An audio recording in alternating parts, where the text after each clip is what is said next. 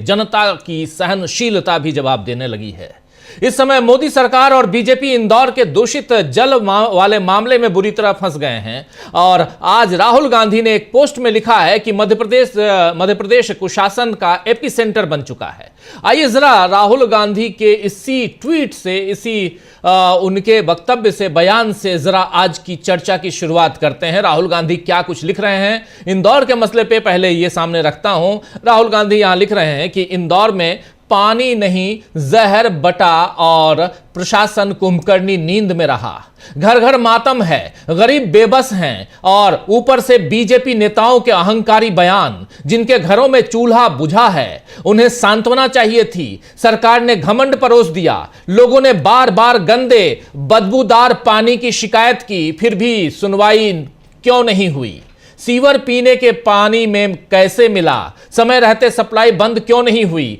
जिम्मेदार अफसरों और नेताओं पर कार्रवाई कब होगी? ये फोकट सवाल नहीं, ये जवाबदेही की मांग है। साफ पानी एहसान नहीं, जीवन का अधिकार है और इस अधिकार की हत्या के लिए बीजेपी का डबल इंजन, उसका लापरवाह प्रशासन और संवेदनहीन नेतृत्व पूरी तरह जिम्मेदार है। मध्य प्रदेश अब कुशासन का एपिसेंटर बन चुका है। कहीं खांसी की सिरप से मौतें, कहीं सरकारी अस्पताल में बच्चों की जान लेने वाले चूहे और अब सीवर मिला पानी पीकर मौतें।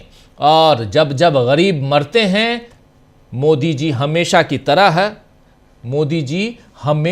तरह खामोश हो जाते हैं, खामोश रहते हैं। ये बात यहां कह रहे हैं साफ साफ राहुल गांधी।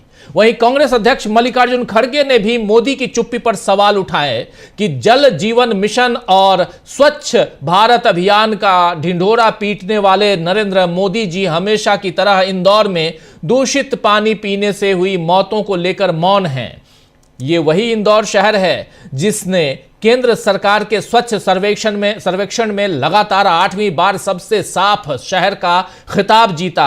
यह शर्मनाक बात है कि यहां पर भाजपा के निकम्मेपन के चलते लोग साफ पानी के मोहताज हैं। उन्होंने कहा है आगे यहां मल्लिकार्जुन खड़गे ने कि 11 साल से देश केवल लंबे चौड़े भाषण, झूठ प्रपंच, खोखले दावे, डबल इंजन की डींगे सुन रहा है। जब मंत्री जी से सवाल पूछा जाता है तो वो गाली गलौज पर उतर आते हैं, सत्ता के अहंकार में उल्टा पत्रकार पर हावी हो जाते हैं। खड़गे ने यह भी कहा है कि जल जीवन मिशन समेत हर योजना में भ्रष्टाचार और धांधली है। याद दिलाना जरूरी है कि जल जीवन मिशन का 10% फंड दूषित पानी को साफ करने के लिए दिया जाता है। दूषित पानी को साफ किया जाए, क्लीन किया जाए और उसके बाद यह पहुंचाया जाए लोगों तक पीने का पानी बनाकर। और यह बात यहां कह रहे हैं कि 10% जल दिया जाता है, लेकिन आखिर दूषित पानी कैसे मिल गया? सीवर का पानी कैसे पीने वाले पानी में मिला दिया गया और लोगों की मौत हो गई? कांग्रेस के साथ साथ पूर्व केंद्रीय मंत्री भाजपा नेता उमा भारती ने भी अपनी ही पार्टी में इस्तीफे और प्रायश्चित की मांग भी की है। उन्होंने क्या कुछ लिखा है जरा वो भी आपके सामने रख रहा हूं। उमा भारती यहां लिख रही है, नंबर 1, इंदौर दूषित पानी के मामले में यह कौन कह रहा है हमारी चली नहीं? इंदौर दूषित पानी के मामले में यह कौन कह रहा है कि हमारी चली नहीं? नंबर 2, जब आपकी नहीं चली तो आप पद पर कैसे बैठे हुए बिसलरी का पानी क्यों पीते रहे? पद छोड़कर जनता के बीच क्यों नहीं पहुंचे? तीसरा नंबर, ऐसे पापों का कोई स्पष्टीकरण नहीं होता, या तो प्रायश्चित या दंड। इससे पहले भी मोहन यादव सरकार को घेरते हुए उमा भारती ने 2 लाख के मुआवजे पर लिखा था कि जिंदगी की कीमत 2 लाख रुपए नहीं होती, क्योंकि उनके परिजन जीवन भर दुख में डूबे रहते हैं। इस पाप का घोर प्रायश्चित करना होगा, पीड़ित जनों से माफी मांगनी होगी और नीचे से लेकर ऊपर तक जो भी अपराधी है उन्हें अधिकतम सजा देनी होगी। ये उमा भारती इसी मसले पे लिख रही हैं। आपको याद होगा दोस्तों कि इससे पहले कफ सिरप कांड में भी बीजेपी ने ऐसे ही मुआवजे का ऐलान कर अपनी जिम्मेदारी से पल्ला झाड़ा था, लेकिन इस बार बीजेपी सरकार बुरी तरह फंस गई है और साथ ही मोदी का अब तक का चुप रहना भी बता रहा है कि उन्हें आम लोगों की जिंदगी से कोई मतलब नहीं है। वैसे मध्य प्रदेश के अलावा दूसरे बीजेपी शासित राज्यों से भी अच्छी खबरें नहीं आ रही हैं। आज ही उत्तराखंड की महिला सशक्तिकरण मंत्री रेखा आर्य के पति गिरधारी लाल का एक बयान सामने आया है। वीडियो में एक अविवाहित कार्यक्रम को संबोधित करते हुए गिरधारी लाल कह रहे हैं कि लड़कियों की कोई कमी नहीं है और बिहार में तो 20-25 हजार रुपए में शादी के लिए लड़कियां मिल जाती हैं। जरा सुनिए क्या कह रहे हैं यहां गिरधारी लाल। ये जो आप विजुअल देख रहे हैं, ये गिरधारी लाल, पहले बता चुका हूं कि मंत्री हैं, नारी सशक्तिकरण मंत्री रेखा आर्या, उनके पतिदेव हैं और बिहार में लड़कियां इनको 20-25 हजार रुपए में मिल जाती हैं शादी के लिए। सुनिए जरा पहले। तो बेटा शादी बुढ़ापे में करोगे, हम लोग 3-4 बच्चे हो जाते हैं। लड़की हम तुम्हें दिवा दें, बिहार से ले आएंगे, बिहार में 20-25 हजार रुपए मिल जाती है। हाँ, चलिए तो मेरे साथ हम तुम्हारी शादी कराएंगे। घोषणा कर रहे हैं इनकी, चलिए मेरे साथ आपकी शादी कराएंगे, बिहार में तो लड़कियां मिल जाती हैं 20-25 हजार में। हालांकि इस वायरल वीडियो की पुष्टि नहीं हुई है, लेकिन वीडियो सामने आने के बाद राजनीतिक माहौल गर्मा गया है। कांग्रेस, आरजेडी जैसे और CPI-ML जो वहां बिहार में इन तमाम दलों के ने इस पर अपनी प्रतिक्रिया दी है और इस वीडियो और इनकी आलोचना की है। वहीं बिहार राज्य महिला आयोग की अध्यक्ष से हमारे संवाददाता पंकज कुमार ने जब इस मसले पर बात की, इस मामले पर बात की, तो उन्होंने क्या कुछ कहा है जरा ये सुन लेते हैं। अप्सरा हैं बिहार राज्य महिला आयोग की अध्यक्ष, जरा सुनिए क्या कह रही हैं। उत्तराखंड के मंत्री रेखा आर्या के पति जिस तरह से बिहार की महिलाओं के बारे में बयान देते हैं और कहते हैं कि बिहार में महिलाएं 20 से 25 हज़ार में मिलती है, इसी विषय पर बात करने के लिए राज्य महिला आयोग के अध्यक्ष हमारे साथ हैं। मैडम, इस मामले को कैसे देखती हैं आप? जो बयान आता है उनका कि बिहार में महिलाएं 20 से 25 हज़ार में बिक जाती है, क्या बिहार की महिला 20 से 25 हज़ार में बिक जाती हैं? आप सोच सकते हैं कि वो किस सोच के हैं। ये आज का एक सामान्य आदमी जो चीज़ नहीं सोच सकता है, महिला सशक्तिकरण मंत्री के पति ऐसा सोच रहे हैं, तो उनका सोच जो है कि दिवालियापन लिए हुए है। और वो भी बिहार की महिलाओं के बारे में उन्होंने कहा है, तो बिहार के मान प्रतिष्ठा को मैं बना रही हूँ। बिहार के मान प्रतिष्ठा का हनन नहीं होने दूंगी। बिहार राज्य महिला आयोग ने स्वतः संज्ञान लिया है, पत्र जारी किया है और उनसे स्पष्टीकरण इस मामले में देने को कहा गया है। तो ये लगातार माननीय के यहाँ से ऐसा बयान आता है। वहीं आप यूपी के जो सिंगर थे उनका भी मामला आया था। लगातार ऐसे घटनाओं को आप कैसे देखती हैं मैम? देखिए, हमारे पास ऐसे समाज के जो कुछ लोग होते हैं, नेगेटिव विचारधारा के होते हैं, ऐसे तो आते ही रहेंगे और हमें ऐसी चुनौतियों को मुंह तोड़ जवाब दे करके एक जो है नया आयाम लिखना है कि बिहार राज्य महिला आयोग। सुन रहे थे बिहार राज्य महिला आयोग की अध्यक्ष अपना बयान देते हुए, अपनी बात रखते हुए यहाँ पर। और इस विषय पर बिहार CPI-ML की नेता दिव्या गौतम से भी जब हमारे संवाददाता ने इसी मसले पर बात की तो उन्होंने क्या कुछ कहा है, ज़रा उसको भी सुन लेते हैं। चर्चा आगे बढ़ाएंगे, बहुत कुछ है इस पिटारे में दोस्तों। ज़रा सुन लीजिए दिव्या गौतम को। इस बयान को कैसे देखते हैं आप? बहुत ही शर्मनाक है पूरे देश भर की महिलाओं और साथ में सबसे ज़्यादा कि बिहार की महिलाओं के लिए ये बहुत ही शर्मनाक है कि ऐसे लोग, जो भाजपाई लोग जो हैं, वो महिलाओं को क्या समझते हैं। उनको क्या लगता है कि बिहार की महिलाएं 20-25 हज़ार रुपए में बिकती हैं। यही महिलाएं इनको सत्ता में लेकर के आई। आज उनकी ही अस्मिता पे, उनकी ही डिग्निटी पे ये जो हैं छींटाकशी कर रहे हैं। कल हम लोग सावित्रीबाई फुले के जन्म दिवस मनाने वाले हैं। यही मनुवादी लोग उस समय में भी जब वो पढ़ाने के लिए महिलाओं को जाती थीं तो उनके कैरेक्टर को, उनके ऊपर गोबर फेंकने का काम करती थी। वही मनुवादी लोग आज भी जो महिलाओं। आप सुन रहे थे यहाँ दिव्या गौतम का दूसरा परिचय आप जानते हैं कि ये सुशांत सिंह राजपूत की कजिन सिस्टर हैं और इन्होंने चुनाव भी लड़ा था, CPI-ML की नेता हैं।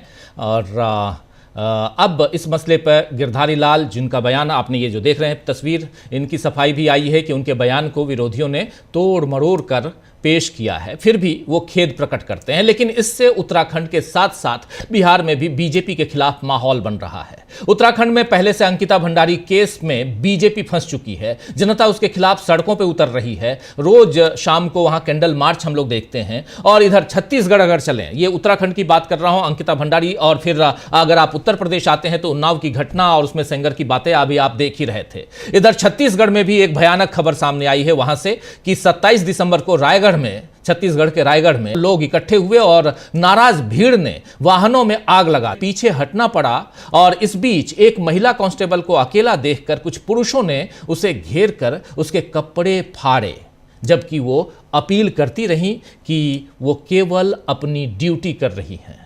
वो पुलिस कर्मी रोते हुए बोलती रही कि भाई मुझे छोड़ दो, मैंने किसी को नहीं मारा।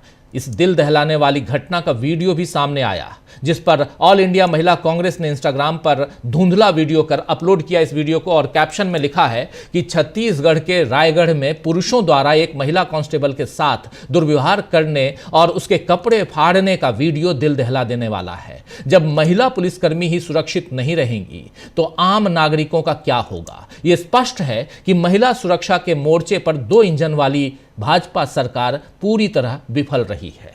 तो यह साफ नजर आ रहा है दोस्तों कि मोदी जिसे सुशासन कहते हैं या डबल इंजन सरकार की बात करते हैं, वैसा जमीन पर कहीं दिखाई नहीं दे रहा है, बल्कि आम लोगों की तकलीफें बढ़ती ही जा रही हैं। ध्यान भटकाने के लिए ईवीएम पर लोगों का भरोसा जैसी खबरें लाई गई तो उसकी भी पोल अब कांग्रेस ने खोल दी है। दरअसल डेक्कन हेराल्ड अखबार है, आप जानते हैं दक्षिण भारत का, डेक्कन हेराल्ड की लीड स्टोरी में ईवीएम पर लोगों से भरोसा कैसे बढ़ा है या ईवीएम पर लोगों के भरोसे के बारे में जो लिखा गया है, उस लीड स्टोरी को लेकर खूब आज अलग अलग खबरें प्रसारित की गई।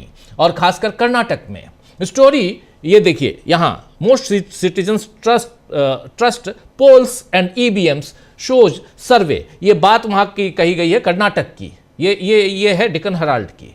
इस स्टोरी को एक सर्वे के आधार पर बनाया गया है, लेकिन सुप्रिया श्रीनेत, कांग्रेस की नेता प्रवक्ता, उन्होंने इस सर्वे की पोल खोलकर बता दिया है कि चुनाव आयोग से लेकर प्राइम मिनिस्टर ऑफिस तक यानी पीएमओ तक कितने फ्रॉड से भरे हुए हैं। आइए जरा सुनिए सुप्रिया श्रीनेत को।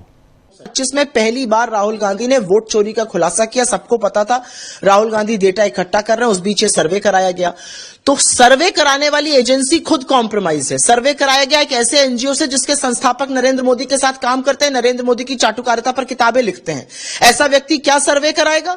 आप देश के देहात और कोने कोने में पहुंच जाइए, हर व्यक्ति ईवीएम पर, हर व्यक्ति चुनाव प्रणाली पर, हर व्यक्ति एसआईआर पर सवाल उठा रहा है। आप ये सोचिए कि कितने फ्रॉड भरे पड़े हैं चुनाव आयोग से लेकर सरकार के अंदर बैठे लोगों तक। एनजीओ जिससे कराया जा रहा है वो सरकार की चाटुकारिता कर रही है, वो मोदी जी के लिए काम कर रहे हैं और उनसे सर्वे कराया जा रहा है। तो वो क्या नतीजा देंगे ये बच्चा बच्चा देश का जानता है। लेकिन जिस व्यापक स्तर पर, जिस बड़े लेवल पर यह फ्रॉड खेला जा रहा है, तो बड़े लेवल पर जो फ्रॉड खेला जा रहा है, उस फ्रॉड का यहां उसकी पोल खोल कर रही हैं सुप्रिया श्रीनेत। ये डेक्कन हेराल्ड की खबर है। यह साफ दिख रहा है कि राहुल गांधी ने वोट चोरी का जो मुद्दा उठाया है वो बेबुनियाद नहीं है, और इसीलिए ऐसे सर्वेज और ऐसी स्टोरीज पेश करने पड़ रहे हैं सरकार को, वरना पहले तो ऐसी जरूरत कभी नहीं पड़ती थी। अब बंगाल में भी एसआईआर और चुनाव आयोग की मनमानी के खिलाफ टीएमसी ने मोर्चा खोल दिया है। उत्तर प्रदेश में अखिलेश यादव यह काम कर ही रहे हैं। बीजेपी जितनी रणनीतियां बना रही है उसके अपने कुशासन से वो सारे दांव फेल हो रहे हैं। और अगर उत्तर प्रदेश की बात करें तो एक वीडियो दिखाना चाहता हूं, वायरल वीडियो है लेकिन बहुत महत्वपूर्ण है। उत्तर प्रदेश की पुलिस, ये देखिए, पुलिस जो है वो मशीन से नागरिकता जांच रही है। उत्तर प्रदेश की पुलिस, और ज्यादा दूर नहीं, आपको ज्यादा दूर जाने की जरूरत नहीं है, दिल्ली एनसीआर गाजियाबाद की यह तस्वीर है। और यहां पर बिहार से आए हुए ये लोग हैं, बिहार के रहने वाले, लेकिन जब आते हैं इनके मोहल्ले में, इस गांव में, तो यहां पर मशीन लगाकर जरा इनके बीच की बातचीत सुन लीजिए। इससे आपको हंसी भी आएगी और तकलीफ भी होगी और तरस भी आपको आएगा सरकार के ऊपर। सुनिए, देखिए। बांग्लादेश के तो नहीं हो? नहीं, झूठ बोल। मशीन लगाओ भाई, बांग्लादेश मशीन तो बांग्लादेश। पता दोस्तों कि ये मशीन कौन सी आ गई है जिसको आपके बॉडी पे टच करते ही पता चल जाता है कि आप बांग्लादेश से आए हैं कि आप हिंदुस्तानी हैं, इंडियन हैं।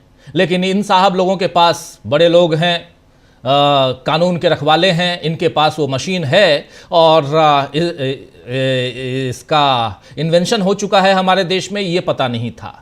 पता करना होगा, लेकिन महत्वपूर्ण है। हंसी आती है लेकिन तकलीफ है कि आखिर ये डबल इंजन की सरकार वाले उत्तर प्रदेश में ये चल रहा है। तो आइए दोस्तों, कुशासन की बात कर रहा हूं और आप लोगों ने देखा अलग अलग राज्यों, जिसमें इंदौर यानी मध्य प्रदेश में क्या चल रहा है, उत्तराखंड में क्या चल रहा है, उत्तराखंड के बाद बिहार, वहां भी डबल इंजन की सरकार, और उत्तराखंड से बिहार तक क्यों हलचल मची हुई है। इन सब के बीच आपने देखा कि उत्तर प्रदेश में क्या चल रहा है, पश्चिम बंगाल कैसे SIR और तमाम मसलों पे से बाहर निकलने की कोशिश कर रहा है, और उसके साथ साथ छत्तीसगढ़ में क्या कुछ हुआ, लिंचिंग करने की कोशिश हुई वहां एक महिला कांस्टेबल की, और वहां भी छत्तीसगढ़ में भी डबल इंजन की सरकार है। और इसके साथ साथ आप दिल्ली की तरफ बढ़ते हैं अगर तो दिल्ली में प्रधानमंत्री कार्यालय से क्या कुछ चल रहा है उसकी पोल खोल रही थी यहां सुप्रिया श्रीनेत। आज चर्चा करेंगे कि क्या अब बीजेपी की पोल खुलना शुरू हो चुका है, विपक्ष ने जमकर कैसे घेरा है यहां पर बीजेपी को, और बीजेपी के कुशासन की कैसे खुल रही है पोल, इस पे आज चर्चा की शुरुआत करते हैं। अब हमारे साथ कुछ वरिष्ठ साथी जुड़े हुए हैं, उनसे पहले आपका परिचय करवाता हूं और आगे बढ़ते हैं। 4 वरिष्ठ साथी हमारे साथ जुड़े हुए हैं। डॉक्टर राकेश पाठक जी हैं, सुनील शुक्ला जी हैं, अमलेंदु जी हैं और प्रेम कुमार जी हैं। आप चारों का स्वागत है, इस्तकबाल है, स्वागत इस्तकबाल। आप तमाम दोस्त साथी शुभचिंतक आप सबका, जो अब तक जुड़ चुके हैं उनका भी, जो जुड़ने वाले हैं उनका भी। पहले डॉक्टर साहब आपके पास ही आना चाहता हूँ, इंदौर से शुरुआत करते हैं। आप चूँकि वहीं आसपास में हैं, मध्य प्रदेश में हैं, तो आपसे बेहतर और कौन बताएगा कि आखिर चल क्या रहा है। दूसरी बात कि तमाम तस्वीरों को आप लोगों के सामने रख चुका हूँ, और इन सब के बीच अब तो वो मशीन भी आ गई है जिससे नागरिकता जांची जाती है। अब तो कोई दिक्कत ही नहीं है, अब तो कोई दिक्कत नहीं है, घुसपैठिए तुरंत मिल जाएंगे। अब कागज वागज भरने की जरूरत नहीं है, एनरोमेशन फॉर्म भरने की जरूरत नहीं है। अब मशीन टच करेंगे और बस आप इंडियन हो, आप इंडिया के बांग्लादेशी हो, बस काम तमाम। डॉक्टर साहब, सबसे पहले तो जो नोबेल शांति समिति है, नोबेल पुरस्कार समिति है, उसे इन SHO साहब की इस कतरन को, इस वीडियो को भेज देना चाहिए, ताकि सन 2026 में जब विज्ञान के नोबेल पुरस्कार पर विचार करने बैठे तो नोबेल समिति को कोई ज्यादा समय जाया न करना पड़े। एक अद्भुत आविष्कार दरोगी जी ने कर दिया है। लेकिन ताजा खबर यह है कि इन दरोगी जी से वरिष्ठ पुलिस अधिकारियों ने जवाब तलब कर दिया है जी। कायदे से तो इनकी वर्दी उतर जाना चाहिए। कानून के राज में किसी को भी, खासतौर से जिसके पास सरकारी जिम्मेदारी है, वर्दी पहने हुए है, जिसकी जिम्मेदारी है कानून की हिफाजत करनी, उसे किसी भी नागरिक, किसी भी व्यक्ति का इस तरह अपमान करने का अधिकार नहीं है कि वो एक मोबाइल या कुछ भी उसके पीठ में लगाए और कहते कि आप तो बांग्लादेश। तो कायदे से इन दरोगा जी को सीखचों के पीछे भी होना चाहिए, वर्दी उतर जाए। मध्य प्रदेश पर लौटते हैं डॉक्टर साहब। मध्य प्रदेश इस वक्त देश में सबसे ज्यादा चर्चा का सबब बना हुआ है। इंदौर शहर 8 साल से लगातार सबसे स्वच्छ शहर का तमगा गले में लटकाकर घूम रहा, लेकिन जब भीतर झांक के देखा तो मालूम हुआ कि इंदौर भीतर से न केवल नागरिक सुविधाओं में बजबजा रहा है, बल्कि इंदौर की धमनियों में नफरत का जहर भी बहुत तेजी से भरा जा रहा है। क्रिसमस के मौके पर जो कुछ हुआ वो पूरे देश ने देखा है। यहाँ जिस तरह से एक खास विचारधारा के लोग नफरत बांटते हैं, वो भी अब छुपी हुई बात नहीं। और नागरिक सुविधाओं का क्या हाल है, भागीरथपुरा ने बता दिया कि वहां के लोग पानी नहीं जहर पी रहे। एक्सा प्रशासन ने 80 सैंपल लिए पानी के और कुछ पीड़ितों के, MGM मेडिकल कॉलेज में उन्हें भेजा गया। जो रिपोर्ट आई है वो ये साबित करती है कि जो वाक्य हमने बोला है, पानी नहीं जहर पी रहे थे, सचमुच में इंदौर के नागरिक जहर ही पी रहे थे। उसमें जिस तरह के खतरनाक बैक्टीरिया मिले हैं पानी में, उनके नाम थोड़े से कठिन है, और चूंकि विज्ञान के, रसायन विज्ञान के शब्द हैं, फिर भी हम संक्षेप में उनको दोहरा देते हैं। उसमें faecal coliform bacteria, E coli, Pseudomonas, Vibrio species, Citrobacter species, protozoa, इस तरह के खतरनाक बैक्टीरिया मिले हैं जो इंसान की जिंदगी को लील जाने के लिए पर्याप्त। दुर्भाग्य की बात यह है कि जिन लोगों की जिम्मेदारी थी वे सब इस वक्त पल्ला झाड़ रहे। महापौर पुष्यमित्र भार्गव बाकायदा बयान जारी करके कहते हैं, उनका आज अखबारों में बयान छपा है, प्रशासन उनकी सुनता नहीं। तो भाई आप महापौर बने क्यों बैठे थे? इंदौर का एक प्रतिष्ठित अखबार है प्रजातंत्र, उसके संपादक हेमंत शर्मा ने संपादकीय लिखकर कहा है कि भाई अगर आपकी कोई नहीं सुनता था तो कुर्सी पर क्यों चिपके हुए थे? सिर्फ गाड़ी घोड़ा बंगले के लिए आप महापौर बने क्यों बैठे थे? इस्तीफा दे दीजिए। और उसी बात को आगे बढ़ाकर उमा भारती ने ट्वीट कर दिया। उमा भारती का ट्वीट भी हम अपने दर्शकों को अगर सुना दें, अगले चरण में सुना देंगे। उन्होंने साफ कहा है कि महापौर से लेकर मुख्यमंत्री तक, ये ट्वीट है उनका। और उन्होंने ये भी कहा है कि अगर आपकी लोग नहीं सुन रहे थे, आपकी नहीं चल रही थी, तो कुर्सी पर बैठकर बिस्लरी क्यों पी रहे थे आप? जी, शुरुआत में मैं ये सब रखा हूं और बिल्कुल आप सही कह रहे हैं। जी जी बिल्कुल, ये है दूसरे नंबर पे कि जब आपकी नहीं चली तो आप पद पर बैठे हुए बिस्लरी का पानी क्यों पीते रहे? पद छोड़कर जनता के बीच क्यों नहीं पहुंचे? सवाल है इनका। और ऐसे पापों का कोई स्पष्टीकरण नहीं होता या कोई प्रायश्चित या दंड, इसका सिर्फ और सिर्फ प्रायश्चित होता है या दंड होता है? या दंड, बिल्कुल। देखिए, इसको भी राजनीतिक चश्मे से देखने की जरूरत है। उमा भारती यूं ही नहीं कूद गई इस विवाद। मध्य प्रदेश में भारतीय जनता पार्टी में जो खींचतान चल रही है मोहन यादव के मुख्यमंत्री बनने के बाद, उसका अगला चरण है। कैलाश विजयवर्गीय मुख्यमंत्री बनने का सपना देख रहे थे, लेकिन अब वे घंटा बजा रहे हैं। आज कांग्रेस ने प्रदर्शन किया तो पुलिस प्रतीकात्मक रूप से घंटे तक को जब्त करके दौड़ती देखी गई। ये लड़ाई आगे जाने वाली है, लेकिन इस राजनीतिक लड़ाई में, प्रशासन और नेताओं की लड़ाई में, नेताओं और नेताओं की लड़ाई में इंदौर की जनता पिस रही है। 14 बेकसूर लोग अपनी जान गंवा चुके हैं, हजारों लोग अब भी अस्पताल में हैं। इसमें जो सबसे महत्वपूर्ण बात है कि इन अधिकारियों को इस बदहाली की जानकारी थी। नगर निगम के सारे अमले को, महापौर को, विधायक को सब पता था कि भागीरथपुरा में दूषित पेयजल आ रहा। 2025 में 266 शिकायतें दर्ज हुई थी। जिन अनुराग द्वारी ने सवाल पूछा था, हमारे साथी पत्रकार, जिनको बेहद बदतमीजी से कैलाश विजयवर्गीय ने जवाब दिया था, ये वीडियो पूरी दुनिया देख, उन्होंने आज इस बात का खुलासा किया है कि 266 शिकायतें आई थी और जहां भागीरथपुरा है उसकी भी शिकायतें उसमें शामिल थी। कुछ शिकायतों को वैसे ही निपटा दिया गया, कुछ को नस्तीबद्ध कर दिया। टेंडर आए हुए महीनों हो गए थे। महापौर कह रहा है टेंडर आ गए थे, अधिकारियों ने नहीं खोले, तो आप महापौर बने क्यों बैठे थे? अब ये मांग यहां तक पहुंच गई है कि दोषी अधिकारियों के खिलाफ FIR करने की मांग उठ रही जी। शीतू पटवारी ने कहा है कि जितने लोग जिम्मेदार हैं उनके खिलाफ मुकदमा दर्ज होना चाहिए।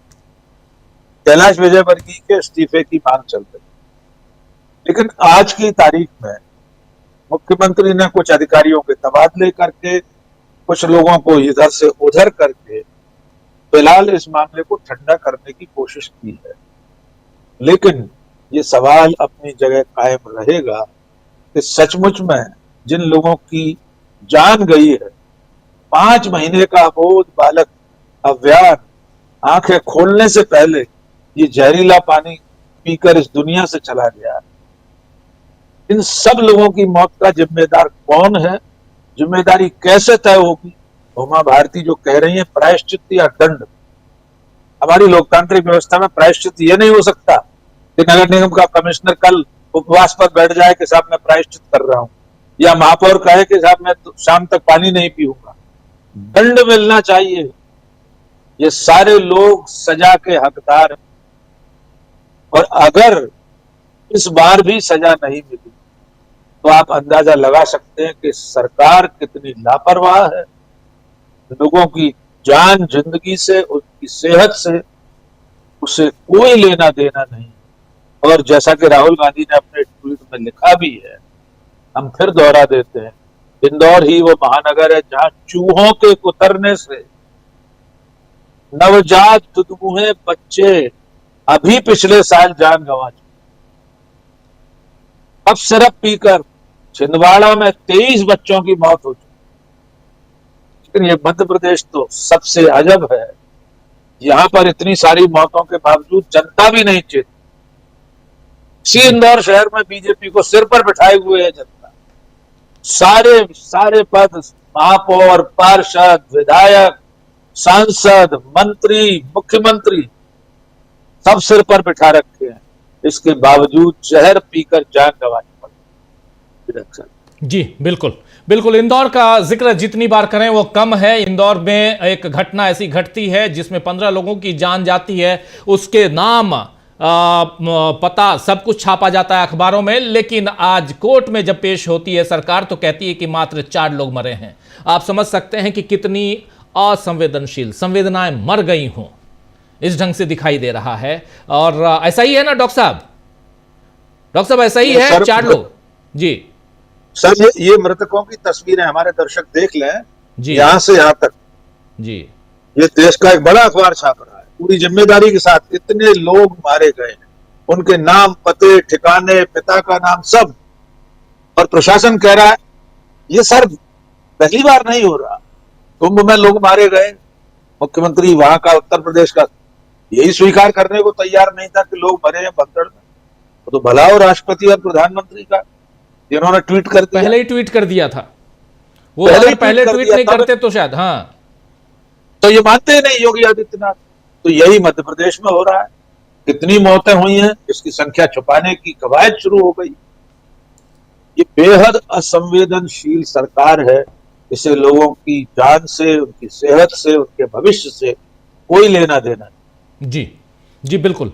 प्रेम कुमार जी, आपके पास आना चाहता हूं। देखिए, अलग अलग राज्यों में डबल इंजन की सरकार, चाहे छत्तीसगढ़ हो, चाहे मध्य प्रदेश हो, चाहे उत्तराखंड हो, चाहे बिहार हो, चाहे उत्तर प्रदेश हो, हर जगह परिस्थितियां कमोबेश वही दिखाई देती है। एक्सपोज हो रही है बीजेपी, इसमें कोई दो राय नहीं है। लेकिन फिर भी आप 15 की जगह 4 लोग बताएंगे।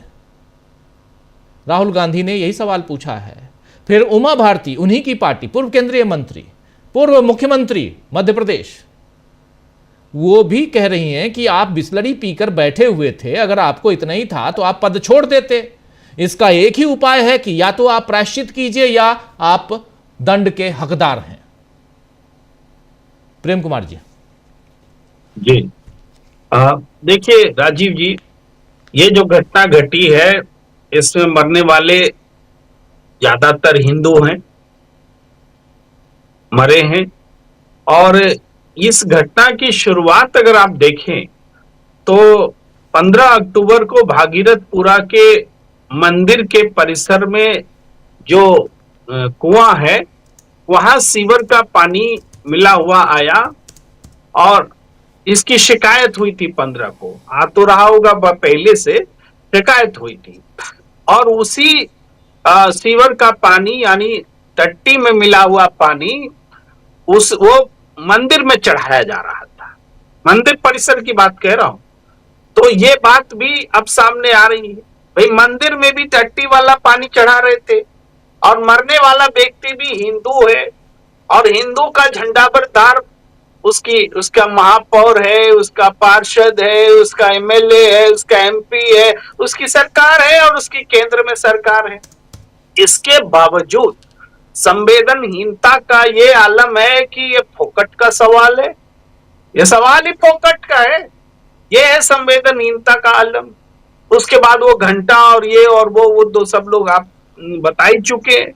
तो ये जो परिस्थिति बनी है वास्तव में पूरी पोल सरकार की नहीं, नेताओं की, प्रशासन की, और इसकी जो वजह होती है, जो वजह अराजकता में है, लूट खसोट में है और नफरत की राजनीति में है, ये सारी वजह का ये एक तरह से नतीजा है कि आप वोट लेते समय नफरत की सियासत करके वोट ले लेते हैं और भ्रष्टाचार करते समय टेंडर टेंडर बोलते हैं, जब घटना घट जाती है भ्रष्टाचार होने देते हैं। तो वो सारी चीजें इसमें शामिल हैं इंदौर की घटना में। और जरा सोचिए, जो शहर 8 बार स्वच्छता में नंबर 1 है, वहां ये आलम है, तो पूरे देश का क्या आलम होगा? जब लोग मरेंगे तभी हम जानेंगे। बात तो यही है ना, मरे हैं लोग तब हम जान रहे। यहाँ केसेस तो लगातार आ रहे थे भाई, अक्टूबर महीने से लेकर दिसंबर महीने तक लगातार केस आ रहे थे कि और सब शिकायतें कर रहे थे और उन शिकायतों को सुनने वाला कोई नहीं था।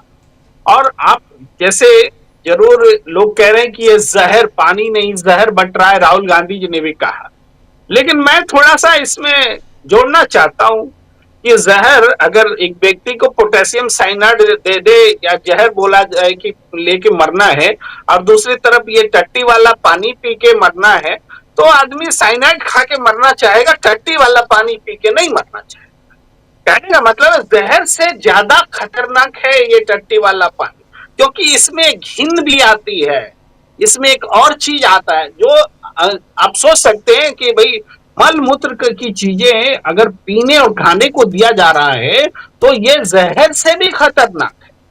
तो इसलिए हम ये पॉइंट हम जानबूझ के लाना चाहते हैं कि जहर ही मत बोलिए, ये उससे ज्यादा खतरनाक चीजें लोगों को पिलाई जा रही।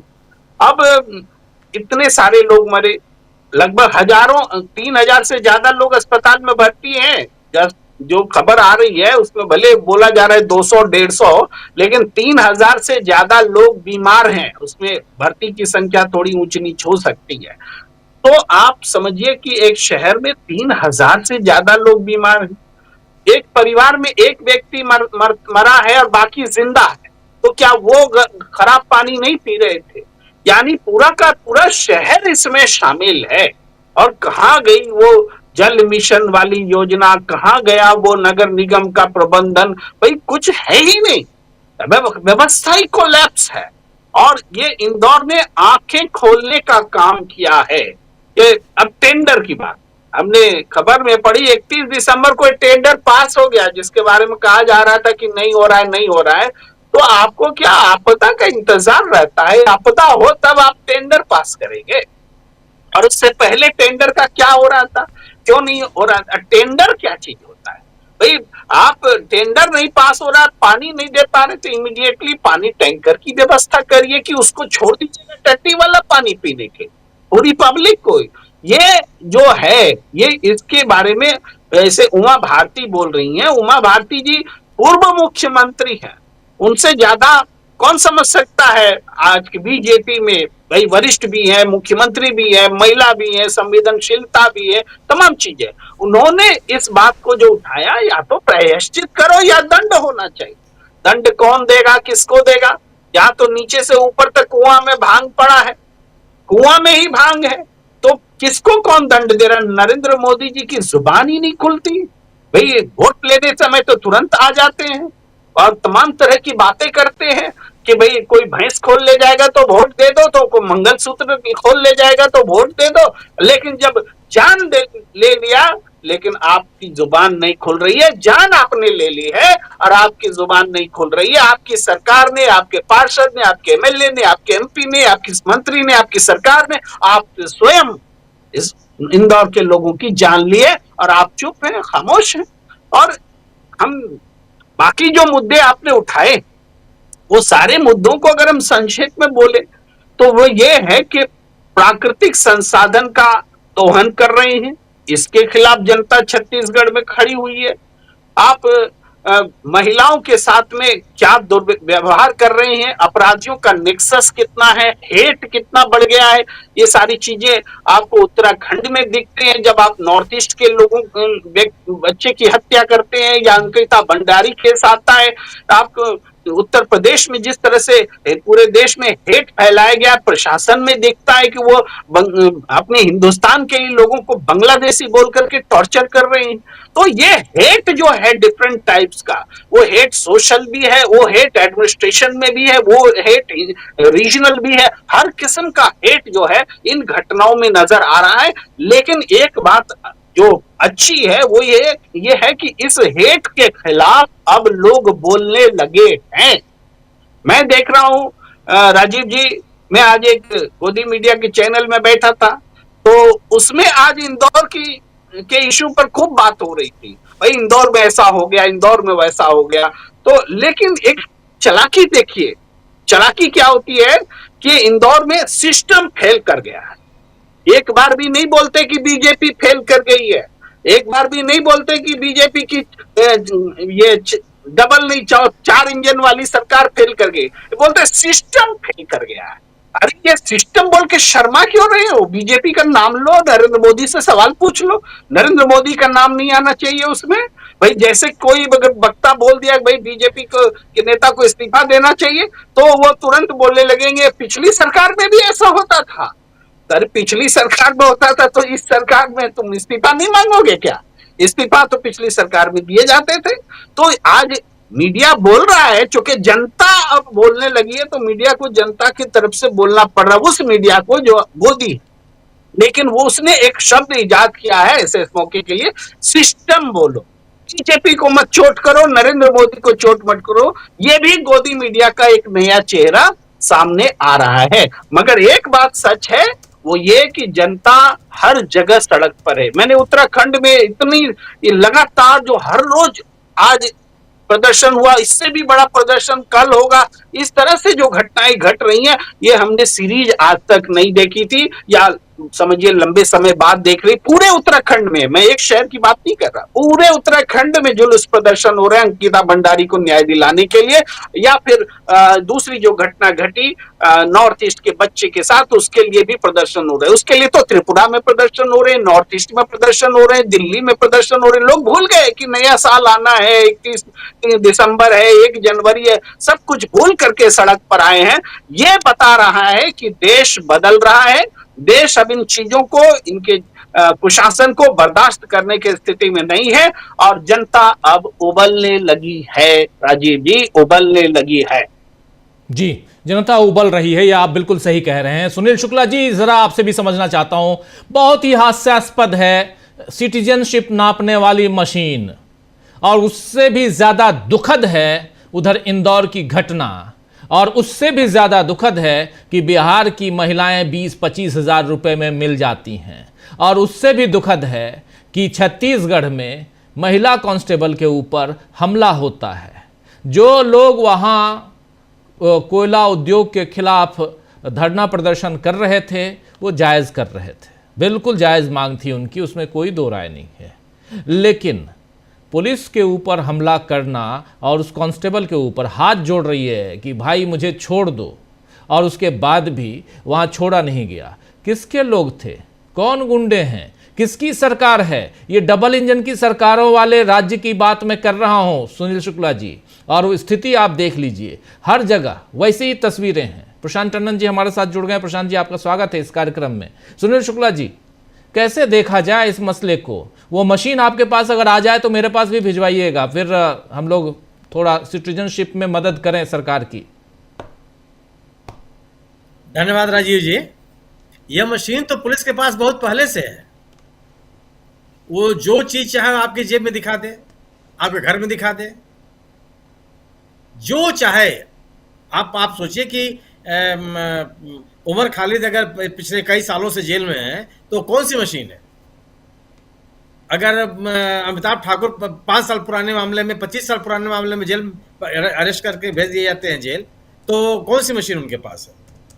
गिरफ्तारियों के बाद कोई आरोप पत्र दाखिल नहीं होता, सर में जमानत की मांग का पुरजोर विरोध किया जाता है, सब मशीन इनके पास है। जिसके आप सोचिए कि भीमा कोरेगांव के जो लोग पकड़े गए थे 2018 में, उनके पास क्या क्या नहीं दिखाया गया? क्यों उनको कुछ चीजें नहीं, क्योंकि लैपटॉप में इसमें उससे दिखा दी गई? सवाल ये नहीं, ये तो पुलिस का पुराना धंधा है। और इस धंधे इसको यह सरकार और प्रमोट कर रही है, कोई पूछता ही नहीं है। यह काम पुलिस का है क्या? किसी नागरिकों के बारे में पूछताछ करना ये पुलिस का काम है। ये पुलिस का काम तो ये जिम्मेदारी नहीं दी कि उनका मैंडेट तो नहीं है, कोई संज्ञान ले रहा है इसको, क्योंकि पुलिस के दबाव में ही इस तरह की गतिविधियों को चलाना है। और जो बात आप कर रहे हैं कि इंदौर में जहरीला पानी पीने से लोगों की मौत हो गई, वहां का प्रशासन स्वीकार कर रहा है कि 200 से अधिक लोग अभी भी अस्पतालों में भर्ती हैं। तो आप भारतीय जनता पार्टी की सरकारों में लोकहित के काम, जन स्वास्थ्य के काम कब प्राथमिकता में थे? यह सरकार कब बताती है कि हमने लोकहित के इतने काम कर दिए? वो बताती है कि हमने मंदिर का कॉरिडोर बना दिया, वो ये बताती है कि फला मंदिर का पुनरुद्धार कर दिया, वो कहती है कि जितने पोस्टर बैनर हैं उनको गेरुआ केसरिया रंग से रंग दिया जाए। प्रधानमंत्री जी की प्राथमिकता है कि अयोध्या के मंदिर पे पहले ध्वजारोहण हो जाए, मंदिर का निर्माण समय से पूरा हो जाए। आप कब सुनते हैं इस बात को? जो उमा भारती जी गवर्नेंस के इस मुद्दे पर इतनी गंभीर हैं, कितने महीनों बीजेपी इनको शासन में रहने दी थी? कितने महीने मुख्यमंत्री रह पाई थी? हटा दी गई और आज तक फिर इनका पुनर्वास नहीं हो पाया, नई पार्टी बनाने के लिए मजबूर हो गई। किसने सुना? जब जिसने किसी भी व्यक्ति ने, क्या भारतीय जनता पार्टी का कोई व्यक्ति गवर्नेंस की बात कर रहा है क्या? चाहे आप दूषित पानी से, आप इस देश का कौन सा ऐसा शहर है जहां पानी बिक नहीं रहा है? जो जल आपूर्ति की सामान्य सुविधाएं होती हैं वह बहुत मजबूती के साथ प्रभावी है। कोई ऐसा शहर का नाम बता दीजिए। गांव में पानी बिक रहा है और पानी बेचने के धंधे बड़े पैमाने पर चल रहे हैं। इस सरकार में यह प्रक्रिया और तेज हो गई। और ये जो पानी बेचने वाले वेंडर्स हैं, इनके कारण से भी जहां जहां इनके कारखाने लगे हुए हैं, पानी जमीन के नीचे का जो मालूम कोई नहीं दिख रहा था कि वहां पानी की आपूर्ति की व्यवस्था कैसी है, किस तरह का पानी पीने के लिए लोग मजबूर हैं। इस तरह की जो शिकायतें आ रही थी, उन शिकायतों को दूर करने के लिए कौन से प्रयास किए गए? ये पूरी की पूरी सरकार एकदम असंवेदनशील है। आम आदमी की परेशानियों से कोई मतलब नहीं। यह कारपोरेट का हित चिंतन करने वाली सरकार है, बड़े पूंजीपतियों का हित चिंतन करने वाली सरकार है। गवर्नेंस से कोई मतलब नहीं। अच्छा, इसको लगता भी है कि अगर आप, यही विजय वर्गीय साहब है ना, जिनके बेटे ने नगर निगम के अधिकारी के बेड से पिटाई की थी इसी शहर में, चुन करके विधायक भी हो गए। विजय वर्गीय साहब लगातार चुनाव जीतते जा रहे हैं, वहां पूरे इंदौर पर बीजेपी का कब्जा है।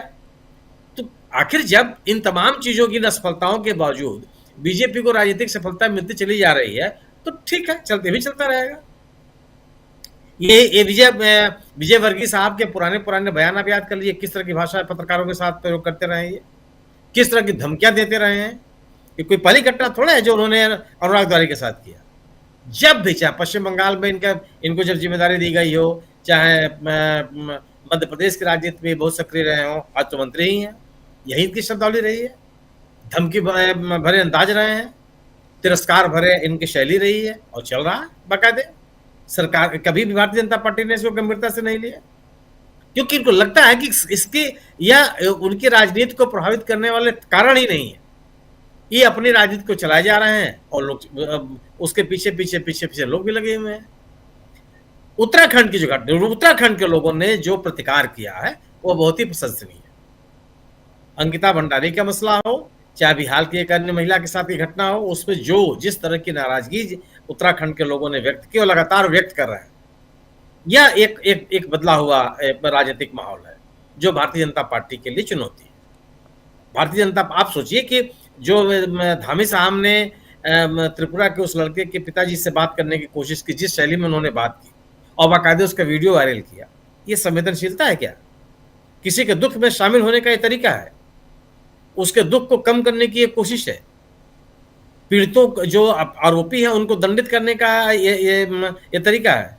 आप ये कह रहे हैं कि जो मुख्य आरोपी था वो नेपाल का नागरिक था, नेपाल भाग गया है, लेकिन हम पकड़ने का प्रयास कर रहे हैं। अरे कैसे भाग गया?